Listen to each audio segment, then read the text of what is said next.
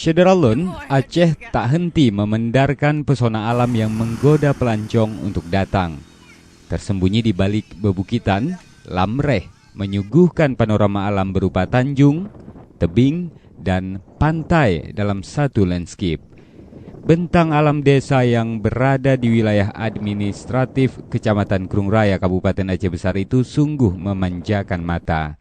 Lokasi ini berjarak sekitar 33 km atau 45 menit berkendara dari kota Banda Aceh. Wisata alam tersebut mungkin lebih cocok bagi mereka yang berjiwa petualang. Pasalnya, kita akan menempuh medan berupa bebukitan yang menanjak dengan kontur tanah yang terjal dan batuan yang curam. Namun, semuanya akan terbayar lunas dengan keindahan yang ditawarkan.